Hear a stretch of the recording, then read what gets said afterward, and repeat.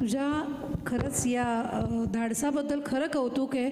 परत तेच कॉम्बिनेशन आहे, लताबाई म्हणजे अर्थात भारतरत्न लता मंगेशकर आणि पंडित श्रीनिवास खळे. कमाल कमाल कॉम्बिनेशन आहे हे. गायला अत्यंत अवघड आहेत ही सगळी गाणी आणि हे अत्यंत आत्मविश्वासाने गात आहेत सगळी मुलं. खरंच कौतुक आहे. Very nice, very nice. आणि त्यातनं मागे जी वाजणारी वाद्य आहेत किंवा जे म्युझिक पीसेस आहेत ते काहीही बरोबर नसताना ते गात आहेत.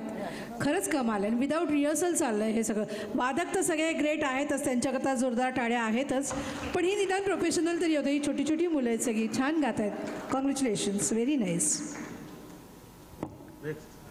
यानंतर जनरल कॅटेगरीमधून कंटेस्टंट नंबर 620 स्वाती जेना, स्वाती लग्न जेना.